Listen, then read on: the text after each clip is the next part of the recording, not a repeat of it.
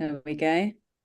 Well, as always, welcome to this peer learning session. It's the last confirmed peer learning session of 2026. We do have a few in the pipe, but I'm doing my usual plug of if anyone wants to offer a peer learning session, then please do.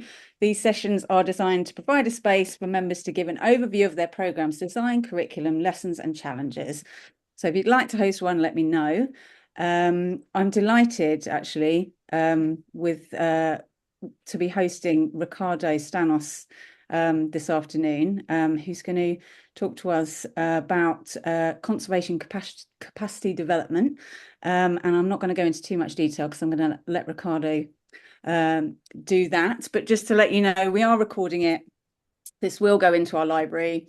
So if you do ask a question, then you'll be on the recording.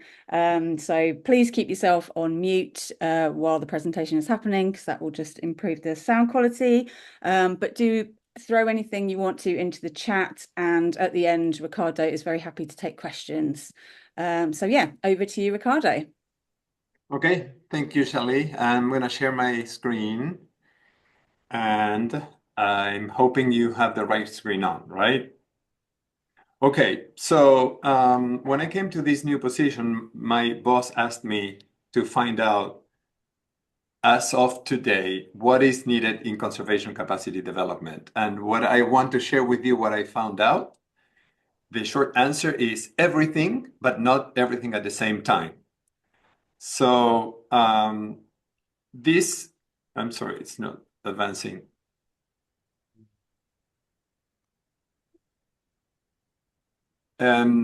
This question is very relevant to us. Ever since computers came into existence, we could record the amount of people going through our programs. And so that's in the last 25 years, I'm sure these figures are small because there are some unrecorded events. But 2,500 undergraduate students, 450 graduate students, 200 postdocs and 175 visiting fellows, which means there are different pedagogical strategies here in place.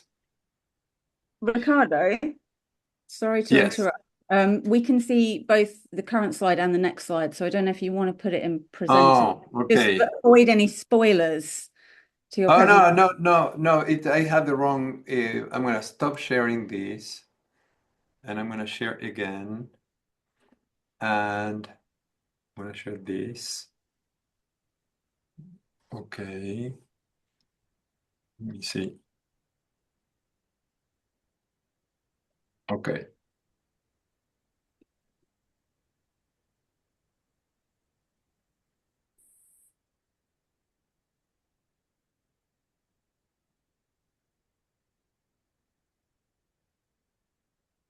Okay. Are you seeing the intended slide? Not at this point, just everyone's lovely faces. Yeah, we haven't got a presentation going.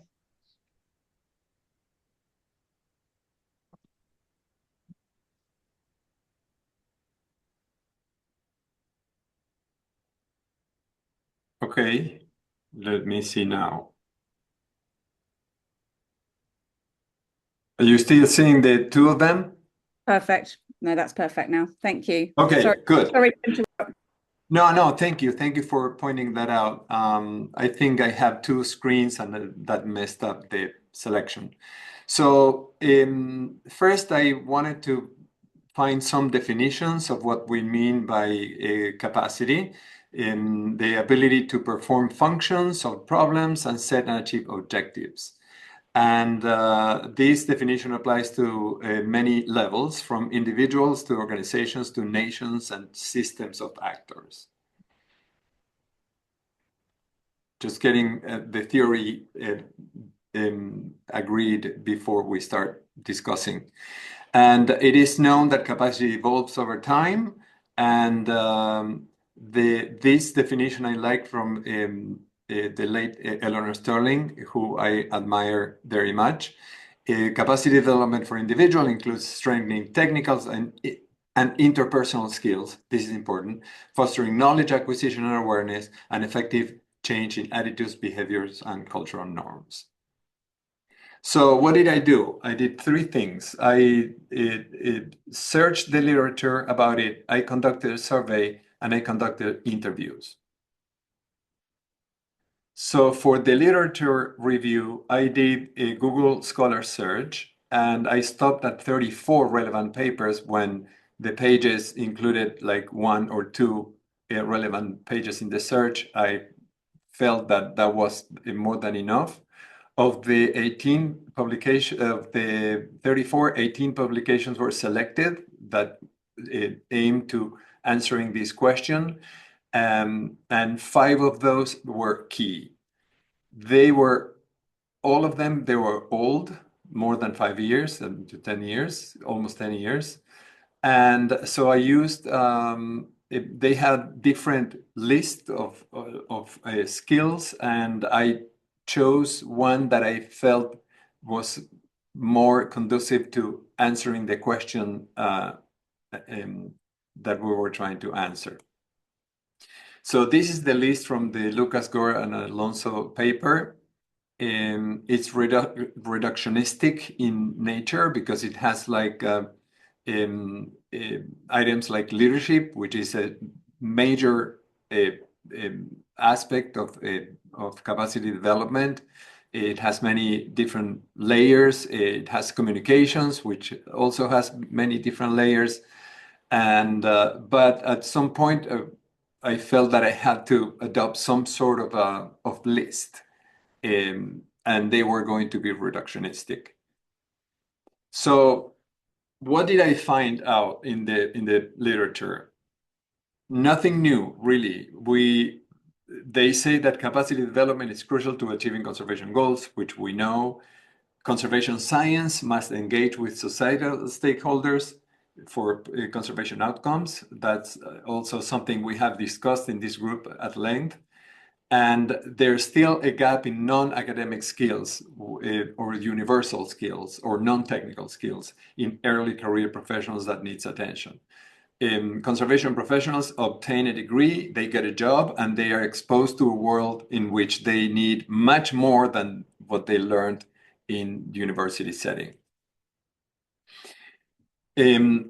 Looking at all those skills, we can group them in 3 categories: capacity to understand how science is done, the technical part of science, capacity to manage projects, which is something that is not usually traditionally taught in university settings, and capacity to translate science into impact. These 3 categories we're going to see a little more later. So the survey, I sent 2,000 invitations to a list of former students of ours at the Conservation Biology Institute, 200 respondents to the survey, to a little more than 200 now. And they were almost exclusively from the Global South. 87% had graduate degrees, which was the intended audience. 92% said that they worked in applied conservation. So for the survey, I used the list that I showed to you, but I added new items that we had discussed previously that had to do with stakeholder engagement and the human aspects of conservation. So it's a long list. 20 is too many, as I found out, but they could be regrouped in this list to a shorter, but when I do it next time, in maybe 3 to 5 years, I will review these and try to consolidate some categories here. So this is what they said.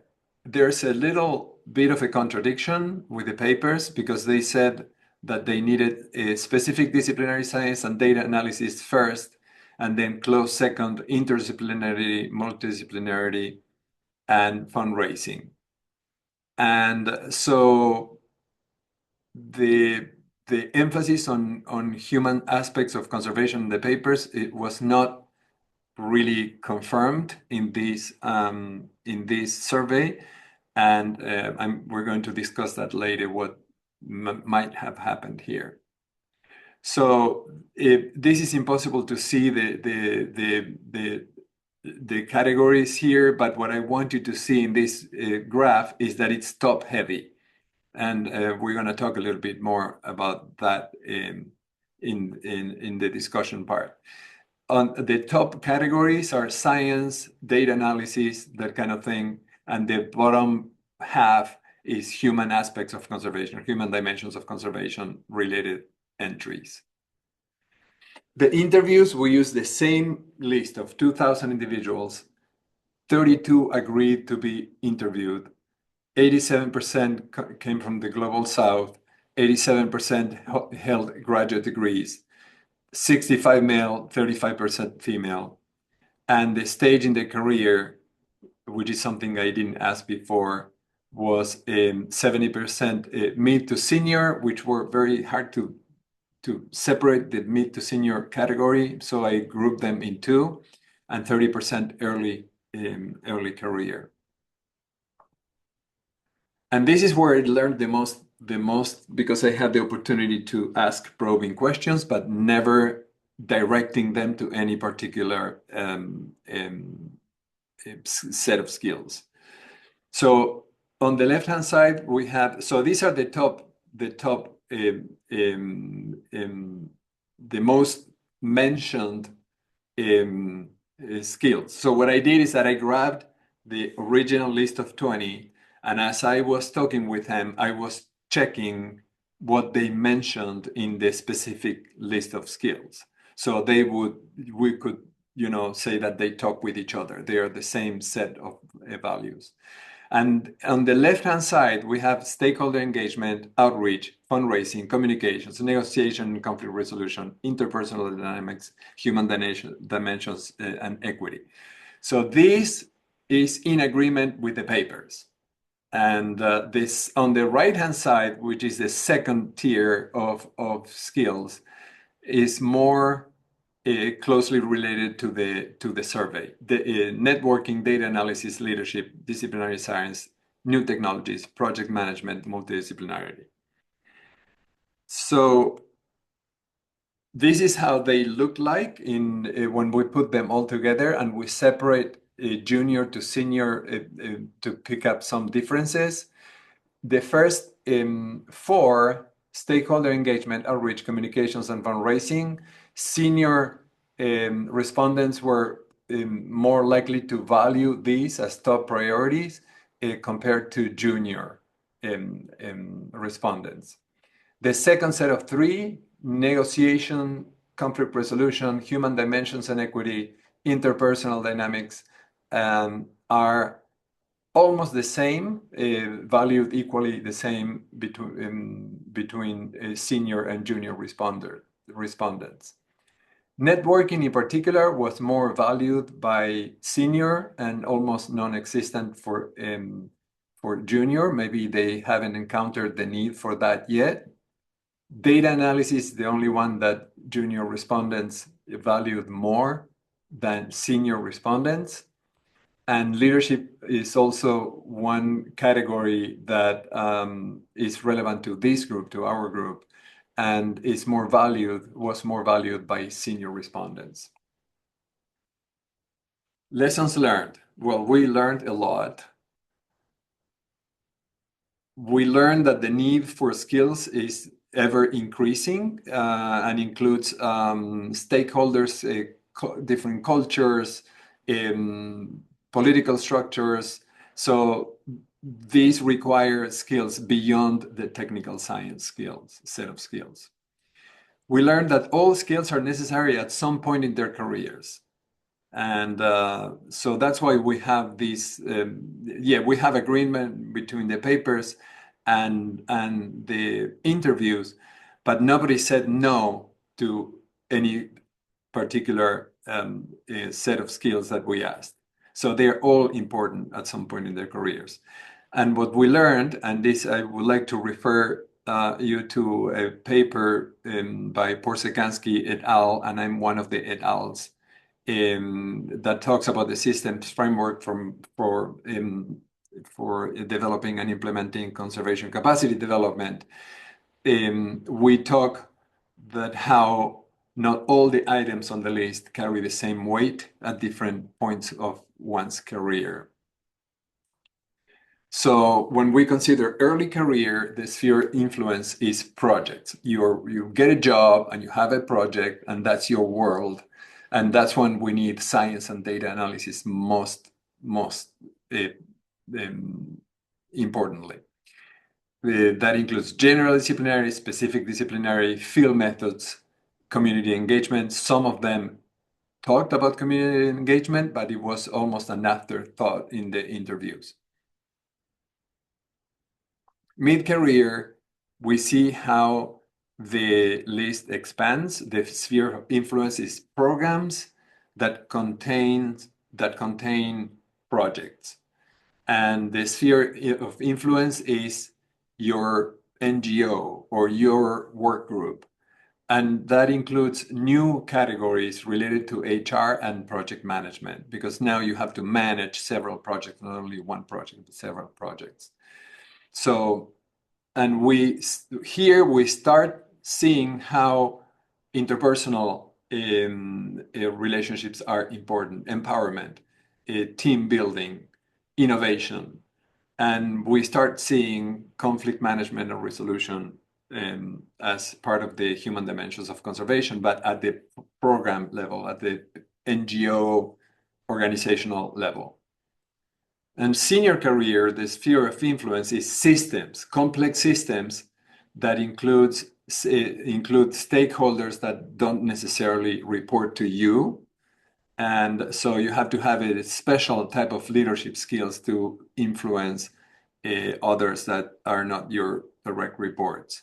And that's when leadership, strategic thinking, system thinking, communications. And I would like to comment on communications because it was predictable, it became predictable when interviewing the senior respondents.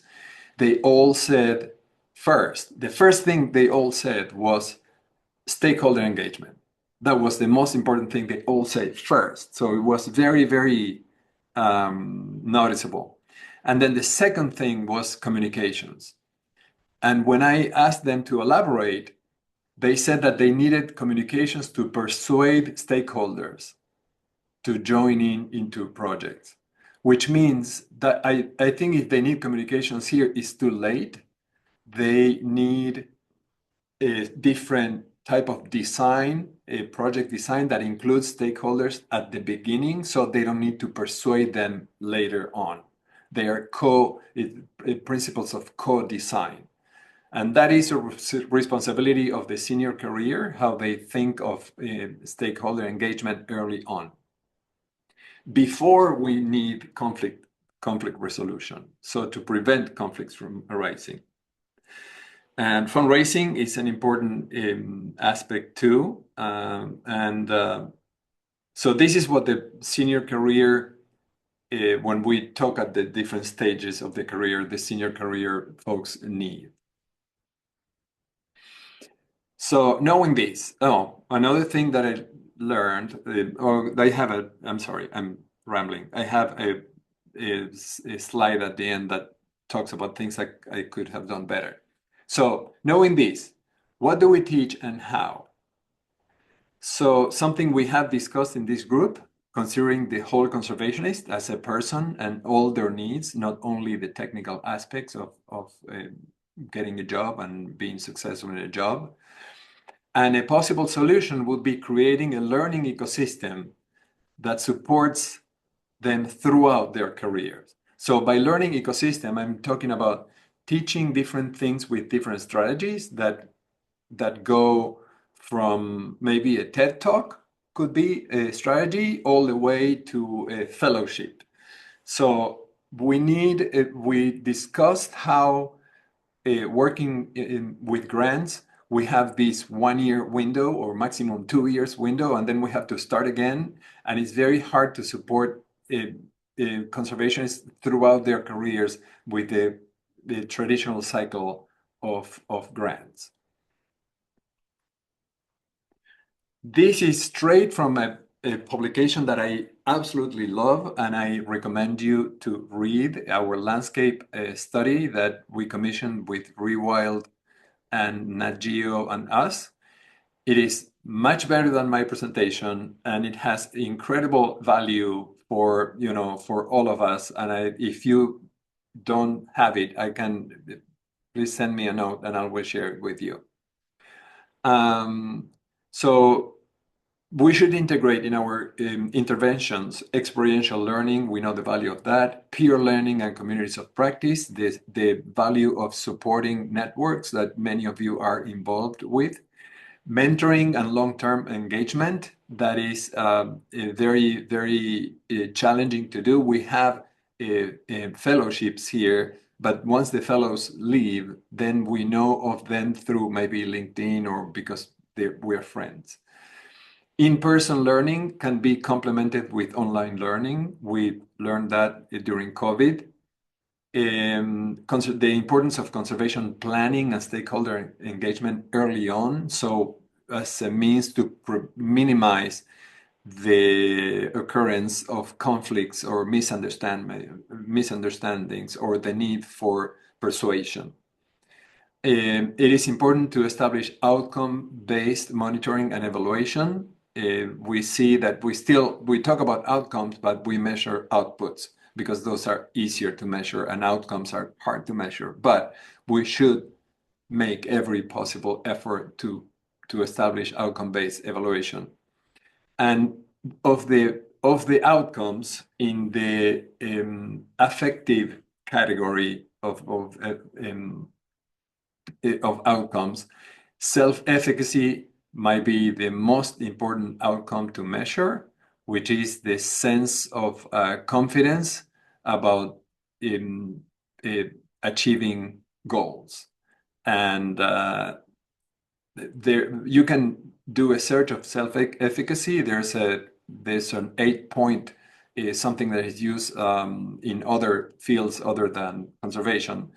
But it's very important that we look into how confident our students are at achieving their goals. So creating a learning ecosystem, I use this word on purpose because I don't need to explain to you what an ecosystem is. And that's how I picture it, with multiple pedagogical strategies supporting conservationists throughout their careers. If we do this well and we are successful, we will develop well-rounded professionals, system thinkers, adaptive learners, network builders, conveners, collaborators, and innovators. We are asking conservationists to be all these things, and we need to do a better job at offering them multiple learning opportunities throughout their careers. How can we improve this process? I made many mistakes, and I'm willing to share them with you. We know that our database is more likely to say that they need what they came to the Smithsonian for. So it's no wonder that our surveys, maybe we asked the respondents were junior in their career, or maybe they wanted to please the Smithsonian, but maybe the Society for Conservation Biology would be a better match to be able to run this through a more massive list. The survey format, I think I made a mistake here because SurveyMonkey, I went to SurveyMonkey thinking, okay, give me your top 5, and there's no format for a top 5 that I found in SurveyMonkey.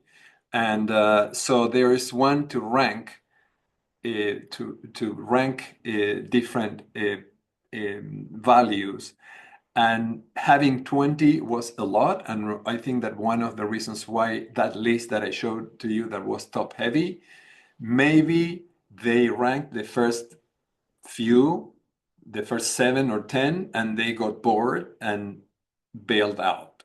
And SurveyMonkey considers that a response, but it's not the full response. it's very cumbersome to establish a ranking of 20 entries, of which they might be important in different ways. So I don't think it's the right tool, the tool I used. I would need to speak with a professional evaluator to see what would be a better tool than the one I used. The survey, I wish I had asked more questions, like what stage of their career they were, so we would know if they were early career. That's why they picked disciplinary science and data analysis first, as most important. And then the lead review, talking with a colleague here at the Smithsonian, she said, "Oh, you should have used blah blah blah." She gave me a name that I didn't recognize, and apparently there are protocols for lead reviews that can be, a more robust lead review than the simple search I did. So that's all. Mea culpa. And I can take questions.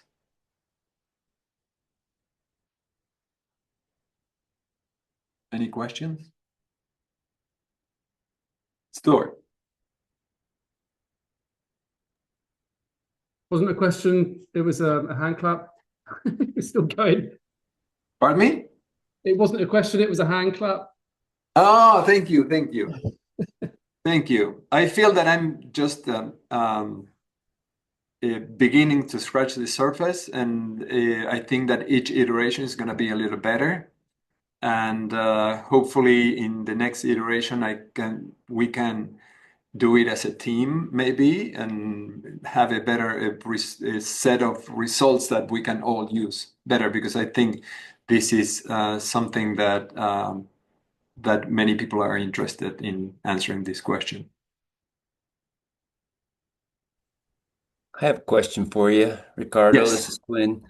So I thought was really interesting, the general needs that younger versus older people have. Would you any thoughts on whether are these fixed, or should we be trying to persuade younger, early career people that they need to learn stakeholder engagement skills? Or is it just, they're not going to, you can't persuade them because the skills they need now are data analysis, that kind of thing. Any thoughts on that? Yeah. So first of all, the list is arbitrary to begin with, right? So when you talk with someone, you get answers that you're trying to match to a list. But the importance of non-technical skills later on doesn't necessarily mean that we need to persuade students. I think that universities teach what they teach because that's how they are set up, and the priority is for the student to be successful at getting a job. But then I think that we should teach, for instance, co-design or stakeholder-based design for later in their careers. Maybe we can have workshops for, I'm just brainstorming here, we can have workshops for leaders. So an older audience that actually need these skills, because I think it's you can only teach so much early on. So that's why I'm thinking of an ecosystem of learning that that supports their needs as the needs arise. Hi. Can I go next? Yes. Yeah. Hi, Ricardo. Thank you very much for showing us. This looks much. I saw like an earlier version, and it's really exciting to get all this information in one presentation. So I think we are doing something very similar to what is needed with Tejiendo Raíces, like trying to co-design based in like the local knowledge and giving like conservation management, like project management tools and networking and how to engage with right holders. But the only, like, I think our only barrier is kind of like the level of education. So we are right now, our audience is like community leaders, which many of them don't have like formal education. Um, so kind of wanted to ask you, like, how do we integrate this other conservation practitioners into uh, the the the the community, the way that we engage, like how, like this is what we're trying to do, but it's still like right now it feels very kind of frightening because it's kind of like all the programs and fellowships and everything are built for, yeah, people that have gone through the university and belong to like professional like organizations and can access a master's and speak English, like um so yeah, I think that might So be the that question. a couple of things. One is that I Mm-hmm. made my career working with communities rather than and biologists. So I have some experience in that. I'm a little jealous sometimes. It's working at the Smithsonian is very prestigious but it's big and it's very difficult to change things because we're good at what we do and everybody knows that. And if you come with something new, so it's easier to do something new in a small NGO. And I see examples of this in our group, left and right. So you are doing the right thing. What I would do, for instance, is embrace learner-centered pedagogy. So start with what they know and grow upon what they know, what they are ready to learn next. And then maybe do workshops that include professional conservationists and community leaders, so they become collaborators in the activities in the workshop and they understand each other a little better. They can say, if the biologist most likely is going to use fancy words, the community leader can say, what do you mean by that? Rather than marching on something that very few people understand. So those were the workshops I used to teach, similar to this. In Latin America, all over the place, and they work. So, Ricardo, like to follow up on that, I didn't think about these workshops. Like we're about to launch the program in July, hopefully. And would like the Smithsonian will be interested in that workshop. So like the network will be interested in doing like this kind of workshops maybe afterwards. Like it will be very interesting to have this specific exchange.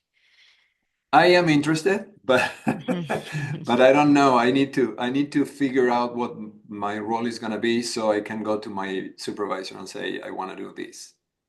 Okay. I'll reach out and maybe we can have further conversations about it. Yeah, Great. Thank you. thank Listo. you.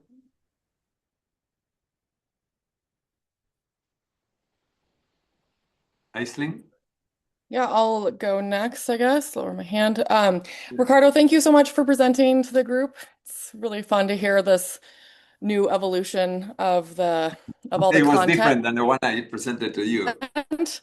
Yeah, it's great. And one of the concepts that I wanted to bring up was the fact that leadership emerged more and more as you got to the mid-career or senior level. And I'm just kind of curious from your experience with this project, what you found leadership to mean, because leadership can mean a lot of things in different contexts.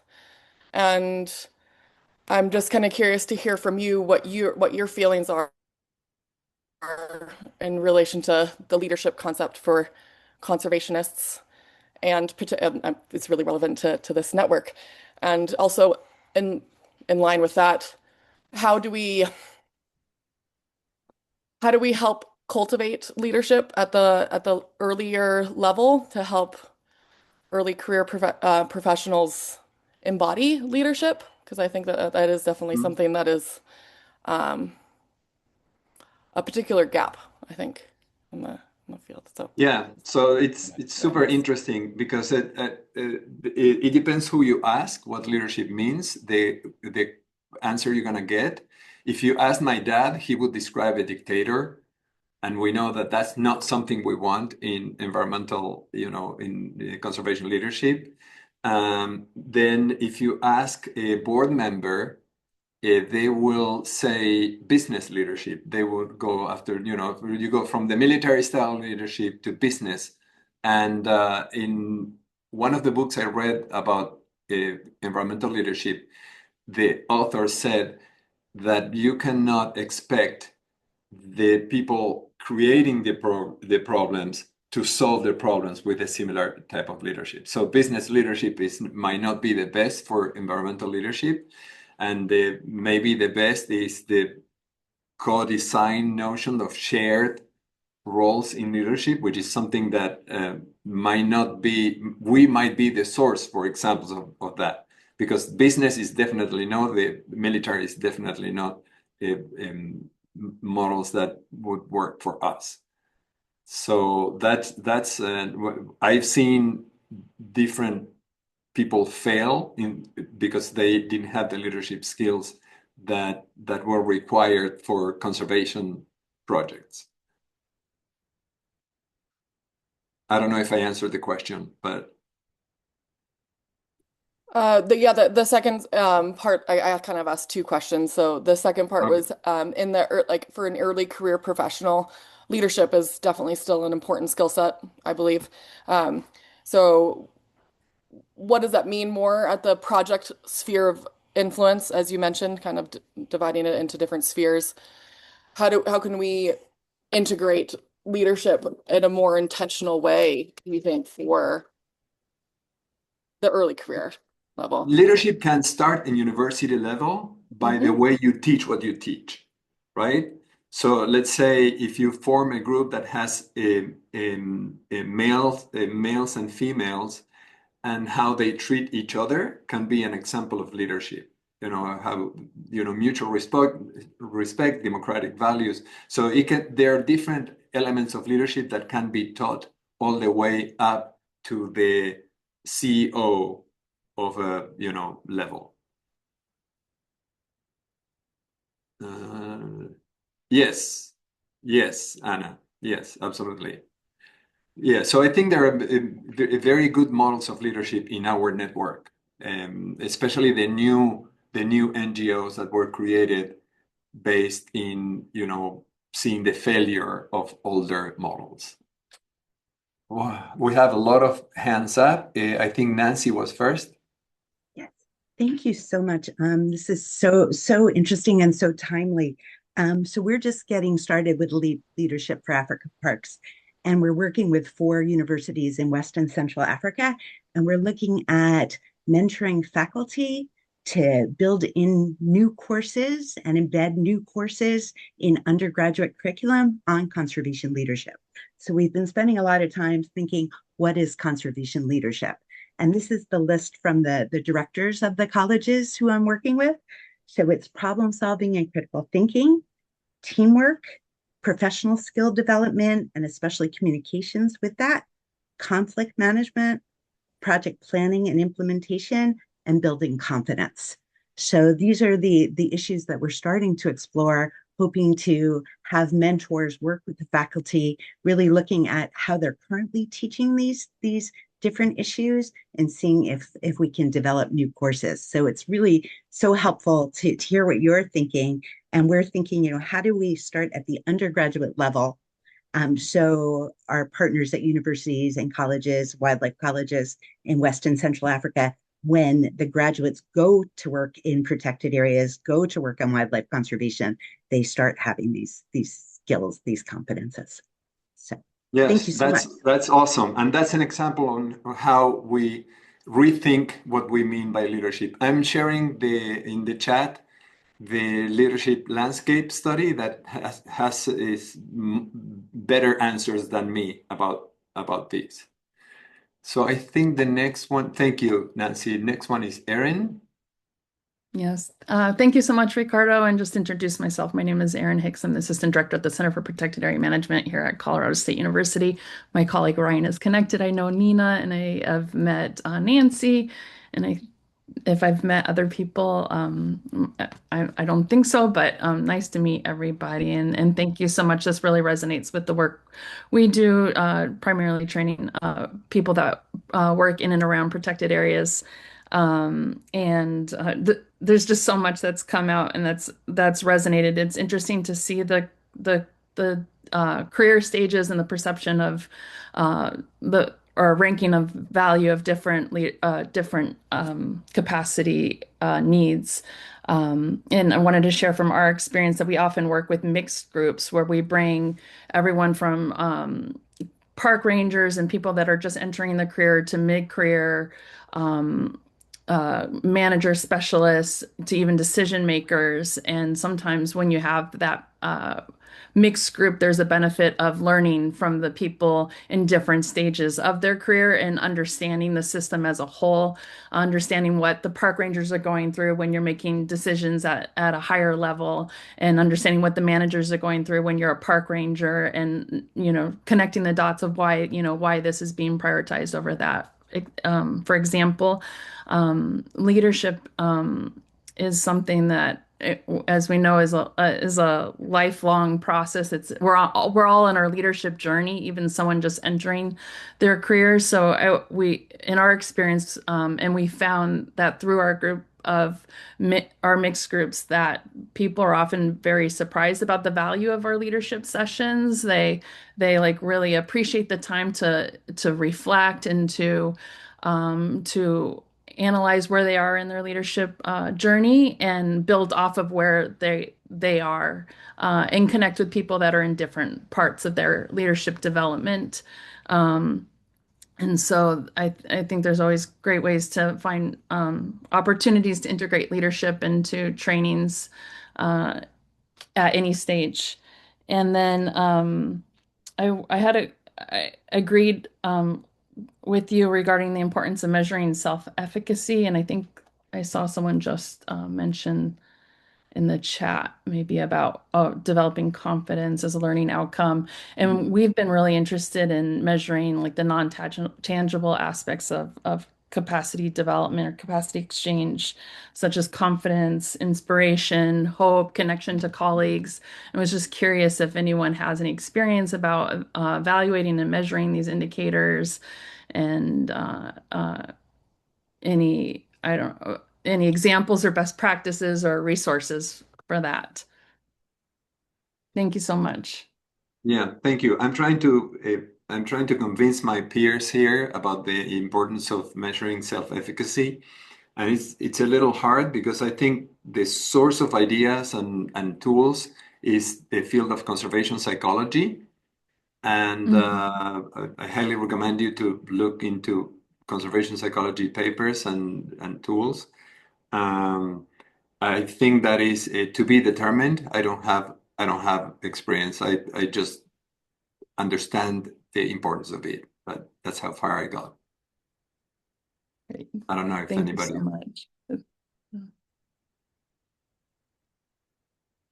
I saw Anna Davis's Yeah, hand up. I did put it up and then I put it down. Hey, thanks so Okay. much, Ricardo. That was super inspiring and great and useful in lots of ways. I was just I was reflecting on a couple of things that I think so we've been talking a little bit. I know Nancy's involved, but some of us have been looking at potentially joining forces to support the Keystone Initiative, training for people in protected areas. There's 162 protected areas in Africa, and we were looking at the sort of junior, mid-level, senior staff in protected areas and their needs.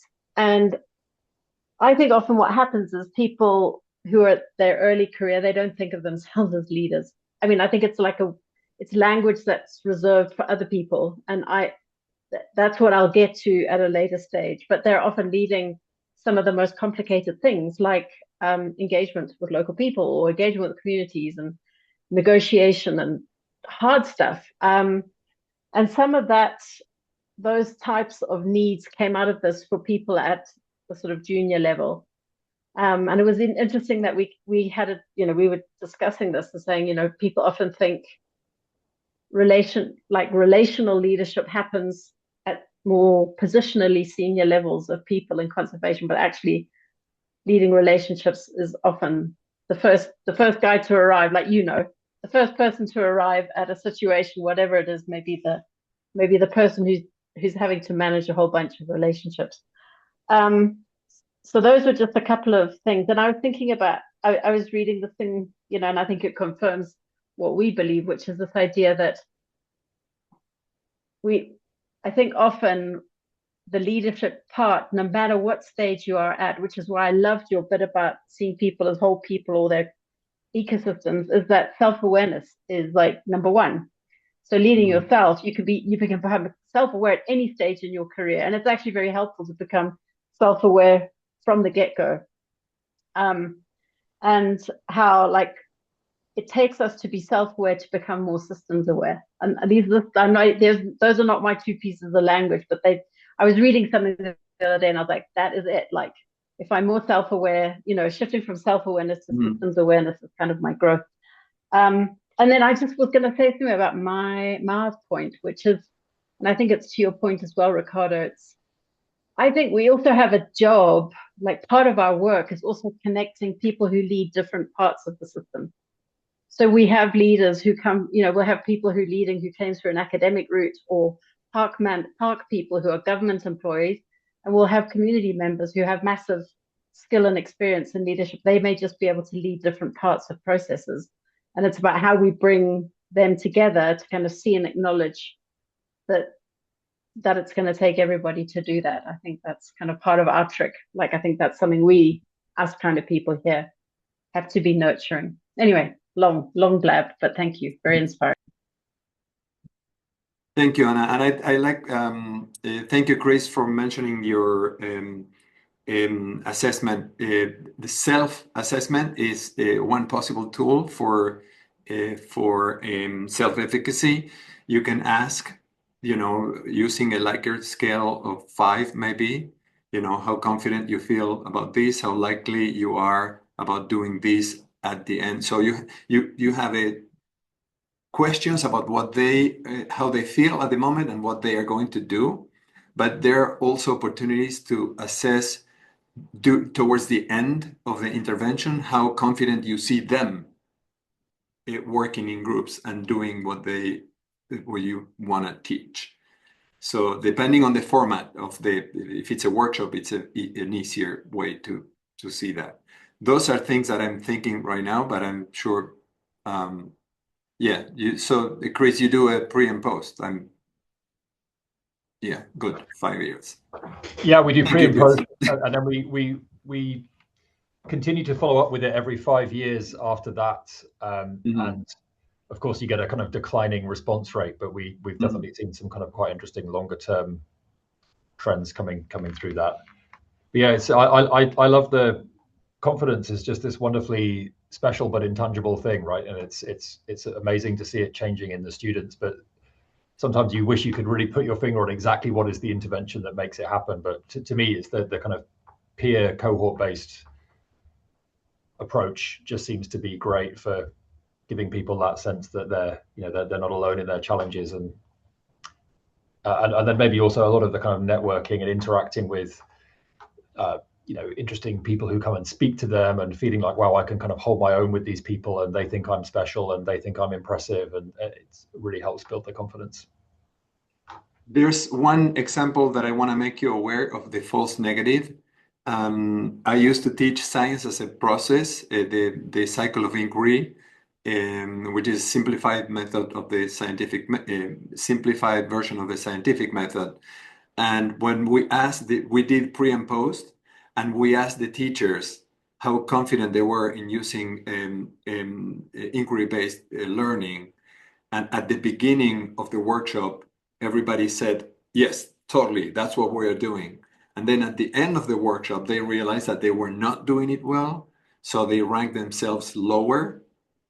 So the apparent effect of the workshop was negative rather than positive. So what we did is that we did the before and after at the end. So how confident are you that you were doing inquiry-based learning, and compared to how confident you are now? So you may get negatives when it's an unfair result. Nancy. So I just wanted to say again, with LEAP, we've just started a women's leadership conservation leadership webinar series, having more senior wildlife conservationists who've gone to the 4 universities that we're working with or who are working in the region, and having them come and share their personal journeys.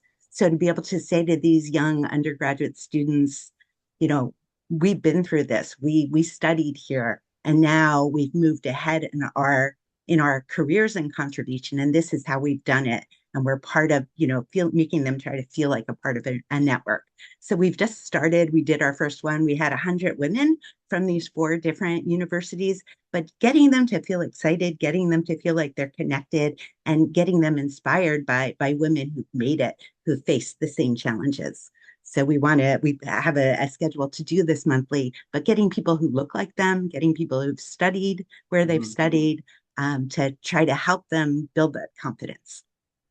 And that's a great example of the learning ecosystem. That's one intervention you can do that is very effective, and it wouldn't take much effort to do, and it would be very helpful. So one item of the ecosystem, that is a powerful one item of the ecosystem. That's it. Anybody else? I don't see hands. Okay, thank you everybody for your attention. Great. Thank you, Ricardo. That was really awesome, and loads of brilliant discussions. I reckon we could talk about it all day, and it is a conversation that we'll keep having in the CLTN because it's so pertinent to everything that we do. Yeah, thanks everybody for being here. Just a heads up that the next call is the 17th of June at 4 p.m. UK time. That is our round robin call. So hopefully that's in your diary. I am on the cusp of sending out the save the date for the symposium for 2027, which will be in June, and is looking like it will be hosted by University of Guelph in Canada. So that's lovely. More on that imminently. Yeah, great to see you all. Take care. I look forward to seeing you soon. And yeah, please keep in touch. And happy birthday, Nancy. Enjoy the baby elephant. Happy Oh, birthday.